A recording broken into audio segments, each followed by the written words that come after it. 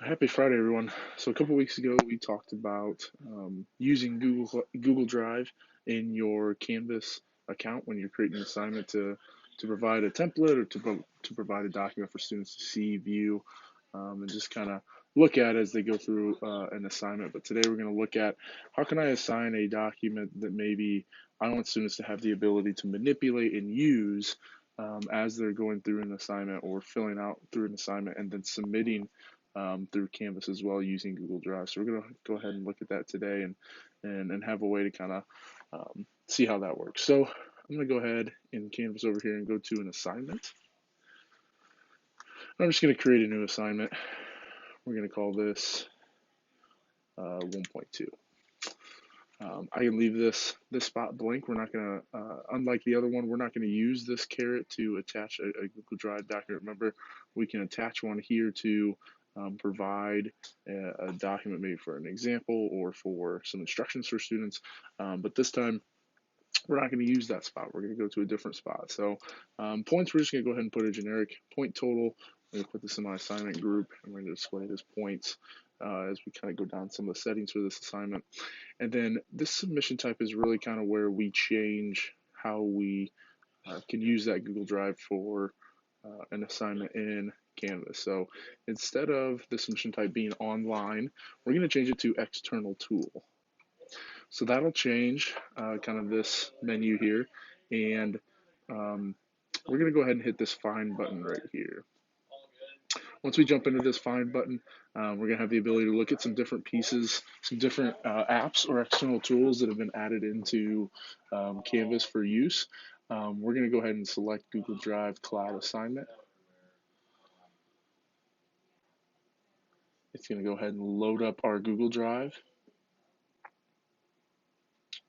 And then we can use this Google Drive location to pull in any assignment that may be there, anything that we want to try to use almost as a template instead of something that is more generic, something we want them to be able to manipulate, uses maybe a template, maybe it's something we want them to fill in, or maybe it's just something we kind of want to lay out and have organized for us as they start to submit different pieces. So I'm going to go ahead and jump into um, a course and a specific Google Doc.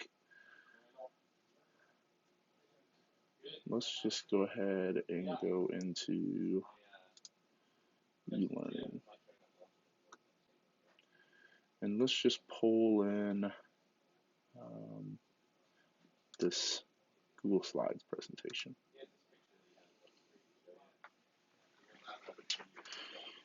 So we have this, that text box is now filled in, and they have the ability to look at that, and we'll see what that looks like here in a second. We want to assign it to everybody. We'll add a generic due date, so we'll put tomorrow as the generic due date, and then available from and until, we can leave that blank. I'm going to go ahead and hit save. Then as this kind of loads up, we're going to see an external tool. They are going to see this kind of preview as a student. Okay, so students will see this. They'll have the ability to manipulate and use it. They can change it, change any of these pieces. So different from the other one where it was just a static document that they were able to view and look at.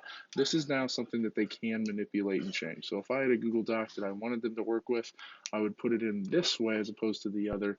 And they can use this, and you can read this text up here that says it's an external tool, it's an external submission from a Google account, and students receive a copy of this. So it is not changing the original, but it actually makes a copy of the document for each individual student. So right now, because I'm logged in as myself and my Google account is recognized, I can make these changes, and it does change the original for students. But once they jump in, what it will do when that change happens is instead of it saying share here, it'll recognize their Google account. And when they go to start making changes, it'll change that share button to submit. So when they are done, they can hit the submit button, and it'll submit the assignment in its form at that time back to the teacher as an assignment that is attached to this Canvas assignment as well. A couple logistics pieces as you look at it and kind of play with it. when they do submit it, it kind of takes a snapshot of that Google document at that time. So unlike, one of the great things about Google Docs is it is a living document, and as they make changes, it updates. But if this is something like an essay or a paper that you're having students work on, when they hit that submit button, it creates a snapshot of that Google Doc, and it submits that snapshot of it for that individual time. So if you do have a due date and you want students to turn in maybe a rough draft for what they have at that point, they can continue to work in that same document continuously, just with the reminder that they do need to hit that. They need to hit that submit button to get that snapshot of that assignment in. And if there's a point where, hey, I submitted something, but I made some changes, can I submit again? They can just go in and hit submit again, and it'll update and add another assignment submission to the side on Google Docs. So the last couple of things here is we talk about this Google Cloud assignment, how this kind of looks for students, and how they kind of enact it when using it in your class.